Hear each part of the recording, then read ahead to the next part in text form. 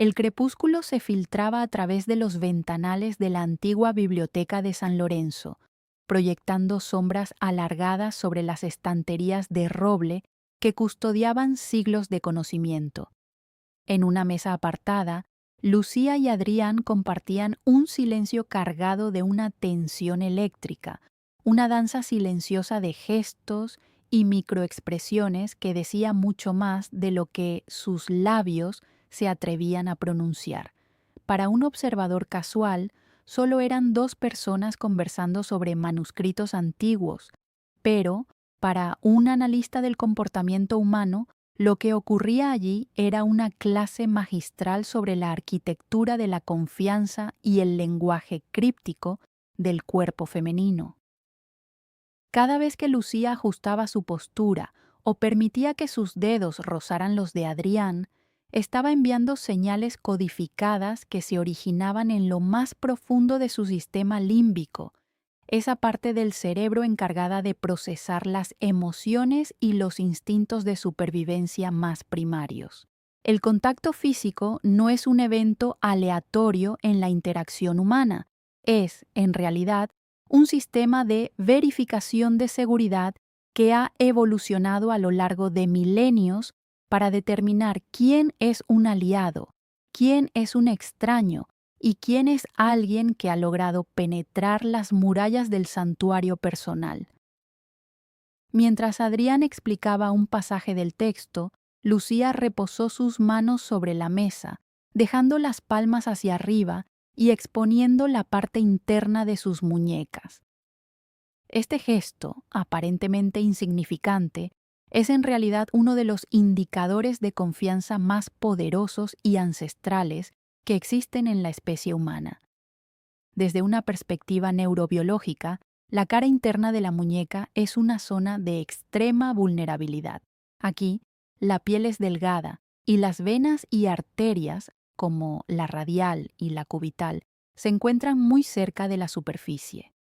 En términos evolutivos, exponer esta zona a otra persona es un acto de rendición pacífica y una señal de que no se percibe ninguna amenaza.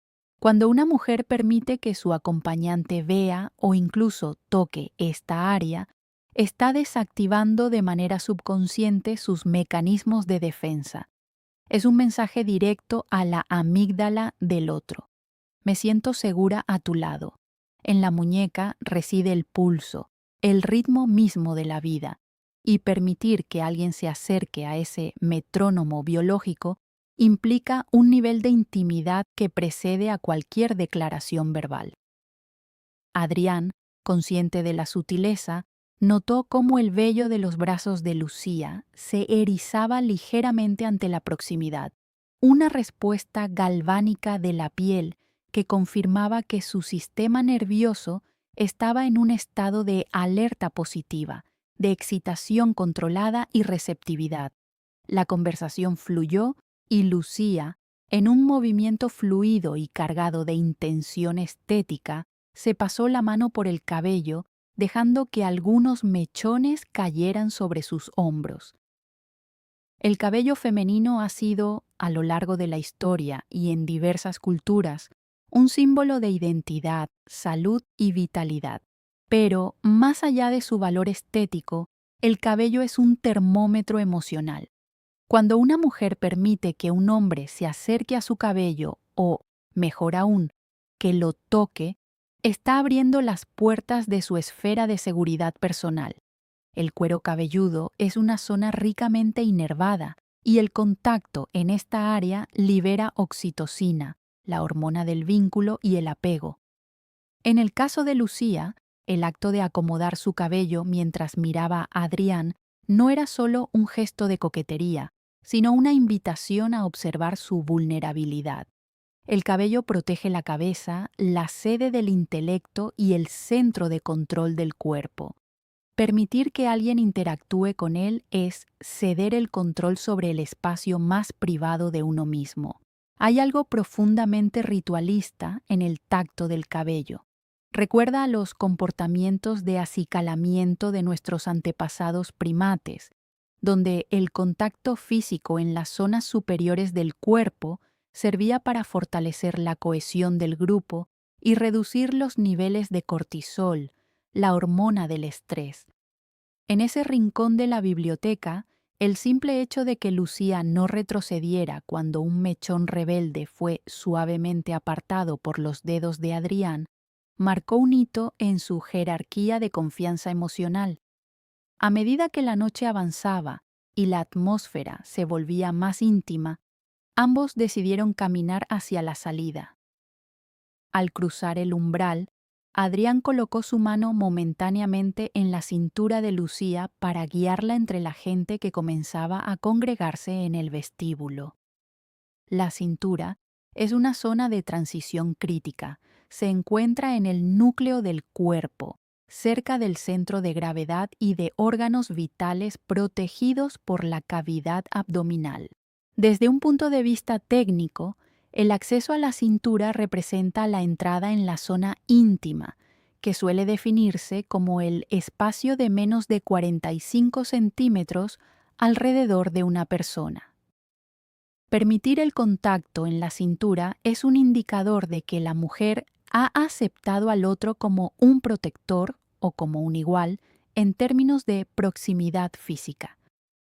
La cintura es el eje del movimiento, es lo que nos permite girar, correr y bailar. Cuando una mujer se siente cómoda con una mano en su cintura, está demostrando que confía en las intenciones del otro y que no siente la necesidad de proteger su sección media, una de las áreas más vulnerables ante un ataque físico. Lucía no se tensó, al contrario, su cuerpo pareció sincronizarse con el paso de Adrián, una armonía sinestésica que solo se logra cuando hay una inversión emocional genuina. Este nivel de contacto es una prueba de fuego. Si el cuerpo se vuelve rígido, el mensaje es de rechazo o incomodidad. Si el cuerpo fluye, el mensaje es de aceptación y deseo de mayor cercanía. Sin embargo, hay una zona que suele pasar desapercibida, pero que guarda un significado aún más profundo, la zona lumbar o la parte baja de la espalda. Mientras caminaban por las calles empedradas de la ciudad de Etelgard, bajo la luz mortecina de las farolas, Adrián mantuvo su mano en la base de la espalda de Lucía. Esta es, para muchos expertos en lenguaje no verbal, la verdadera frontera final de la confianza física no sexualizada. La razón es puramente anatómica y psicológica. Es un punto ciego. No podemos ver lo que ocurre detrás de nosotros y, por lo tanto, depositar la confianza en alguien que se sitúa o toca nuestra espalda baja requiere una fe absoluta en que esa persona no nos hará daño.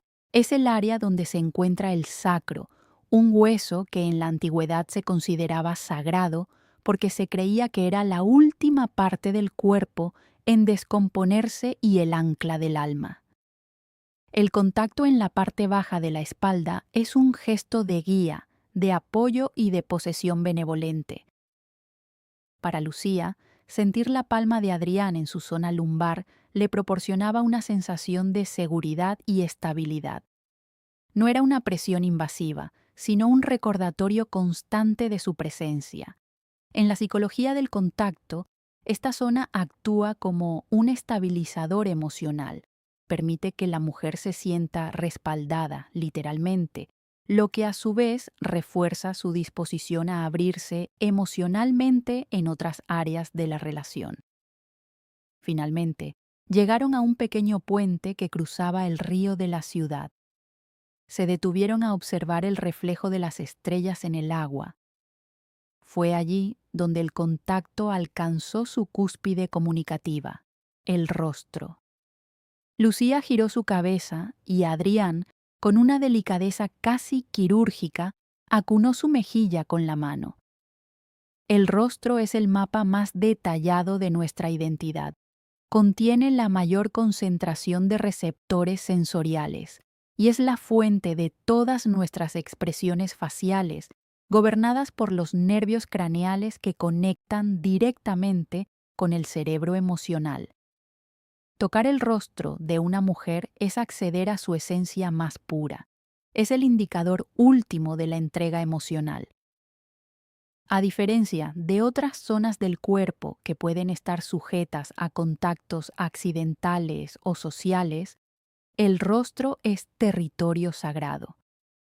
Cuando una mujer permite que alguien le toque la cara, está permitiendo que esa persona lea sus pensamientos más íntimos a través de las microoscilaciones de sus músculos faciales. La piel del rostro es increíblemente sensible al tacto debido a la alta densidad de los corpúsculos de Meissner y los discos de Merkel, que envían señales instantáneas de placer y calma al cerebro.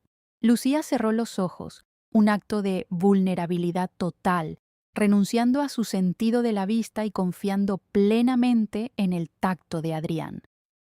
En ese momento, la barrera entre lo físico y lo emocional se disolvió por completo. La cara es el espejo de la mente.